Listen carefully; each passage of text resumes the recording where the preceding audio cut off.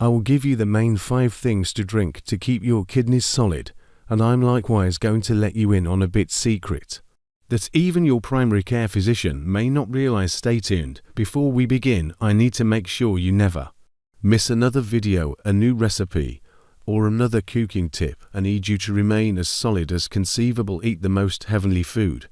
So ensure you click that little buying button and hit that chime so you never miss a new recipe. First, the mystery.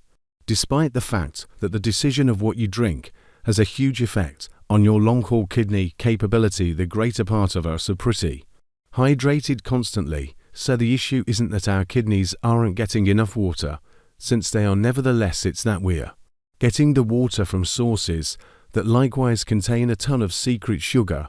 So rather than deciding to drink some water, you might decide to drink squeeze, sweet tea, soft drink. Every one of those things can expand your gamble of weight, diabetes, and hypertension.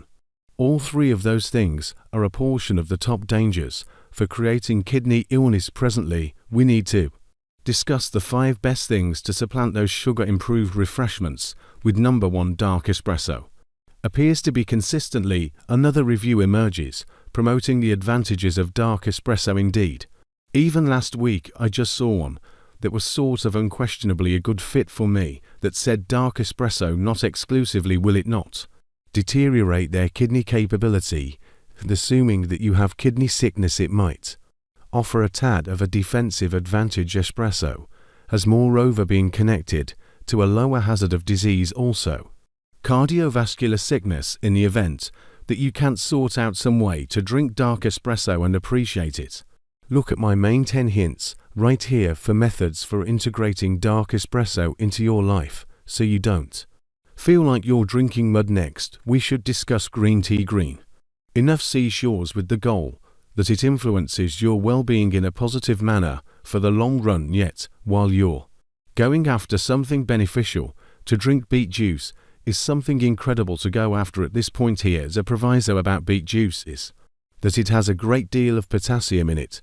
So if you have kidney infection or a high potassium level in your blood, you need to be genuinely cautious about how much beet juice to drink. You need to hear more about beets and beet juice. Look at I made an entire video about beets right here. And number 4, seltzer water. Seltzer water doesn't be guaranteed to have any positive advantages on the kidneys, yet here's where I think it becomes an integral factor for a great deal of you that need that carbonation with pop or diet soft drink, both of which have been connected to kidney illness over the long haul. I'm not saying they cause kidney sickness, however diet pop, also ordinary soft drink, have been connected to the advancement of kidney infection. So every one of you who can't get enough of that carbonation can't get on the normal water train, since you really want those bubbles. Seltzer water is an incredible spot to begin. Drink seltzer water plain with a smidgen of newly pressed squeezed orange and a few spices. Fantastic. Alright, presently for the large uncover, the main thing to drink to keep your kidneys solid is, drumroll please, standard water. Definitely. I mean, come on, what else did you think I planned to say? Standard water has no calories in it. It's not difficult to get for the greater part of us, and it truly extinguishes your thirst. You may need to change your buds a tad so you value the flavor of new ordinary water, yet it very well may be done as such. Pick one of these 5 things when you're going to the counter, going to the bureau, going to the store, and attempting to sort out what to drink. These ought to be the foundation of the manner in which you extinguish your thirst and the manner in which you keep yourself hydrated. You understand that it's very hard to invert a magnesium lack, yet I will let you know how to do it in this video. So my inquiry is, what amount of time does it require to take care of an issue that you're treating with some unacceptable arrangement? And the response is, you won't ever tackle the issue on the off chance that you utilize some unacceptable arrangement. The vast majority don't understand how normal a lack of magnesium is. There's been a few reports that up to 88% of the overall population are low in magnesium, and what's much seriously surprising than that will be that it's truly hard to test for a lack of magnesium. There's no highest quality level. Do an examiner. What's more, there's another test that you can as a matter of fact remove some tissue from within your mouth and afterward send it to the lab. However, the issue with that test furthermore, the explanation and not suggesting it is on the grounds that I can't snag the lab that does this unmistakable practice test. So I won't place that in the interface since they won't call you back. So in this little diagram, see that 60% of all your magnesium is in your bones, 39% is in your delicate tissues like your muscles. However, just 1% of all the magnesium in your body is in your blood. So this is for what reason doing a blood test won't provide you with a great deal of data, except if you're extremely incredibly serious, since regardless of whether you're lacking in the blood, think about what will occur. You will get some of it from the bone or the delicate tissues, and in the bone and the delicate tissues, the greater part of that isn't out external. The cell, it's inside your phones. It's called intracellular calcium. Thus one of the standards that I use in well-being is I utilize a rule out of this book called The Innovation of Battle by Sunu. Now obviously this book is tied in with battling wars, yet you can apply it to anything. Thus Senu discusses cross-referring to information to check whether a circumstance or an issue exists, where you can cross-reference side effects that are connected with a magnesium lack. Likewise, take a gander at your food varieties to perceive how much magnesium is coming from your food varieties, or not, on the off chance that you have aggravation in your stomach. Assuming you're diabetic, assuming you have insulin obstruction, on the off chance that you consume a ton of sugar. Likewise, if you take a ton of vitamin D, the prerequisite for magnesium goes up. So if you're not taking magnesium with nutrient D, you wind up having lower measures of magnesium on the grounds that your body is involving a greater amount of that magnesium for vitamin D assimilation, and furthermore assuming that you're on prescriptions. Suppose you're on a PPI, erosive, or you're taking an anti-toxin, or you're on a diuretic. All these elements, when cross-referenced, can sort of demonstrate you could have a lack of magnesium, yet that presently we should cross-reference this with a potential mark.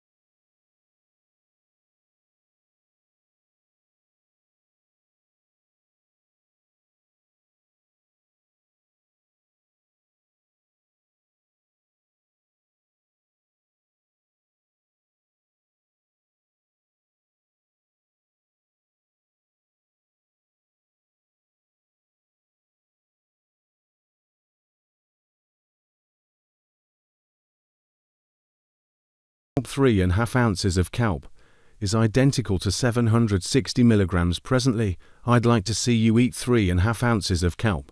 It's most likely not going to occur. Alright, what might be said about almonds that would give you around 490 milligrams. Dietary yeast is 231 milligrams. 142 milligrams. Mixed greens, generally around 100 milligrams of magnesium. Dull chocolate is around 165 mg. Pumpkin seeds are 265 milligrams of magnesium. However, magnesium is additionally in meats. Furthermore, fish, however, not however much you may think. So 100 gram or 3.5 ounces of meat or fish will get between 25 to 35 milligrams of magnesium. And regardless of whether we take a gander at the prerequisites of magnesium, it's known as the dust that normally is among 300 and 420 milligram a day. Normal. However, the normal individual just consumes 25 milligrams of magnesium each day. Individuals aren't getting enough from the diet. Also, the food varieties these days are filled in soil that has lower sums of minerals, particularly magnesium. Magnesium, and it's truly to circumstances, or in fact 3 circumstances. Number 1, How would we get sufficient magnesium from the do we need to enhance? And 3. How long does it take to truly fulfill your inadequacy goodness? And by the way, all the data I'm discussing is in this book here, The Marvelous Solution for and Counteraction. All things considered. What specialists never realized, I'll put this interface down underneath.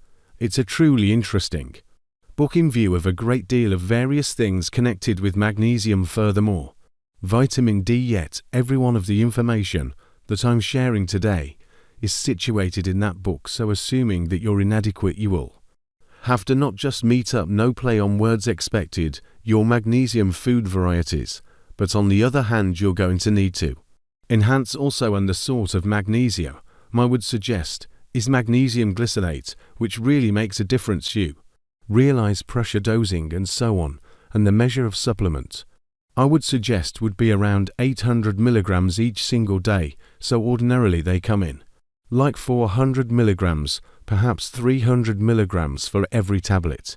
Take 2 or 3 those consistently. However, this is what the way lengthy is it, as a matter of fact, going to take to truly fix a genuine inadequacy. It could take up to a year or more to fix a constant magnesium lack. You need to understand that when you take magnesium from food sources or a supplement, it doesn't simply go away. A decent larger part of it will be cleaned out through the kidneys. Yet you could find your side effects disappear in practically no time or months. Yet I wouldn't stop there. I would increment the sum out over a more extended time frame.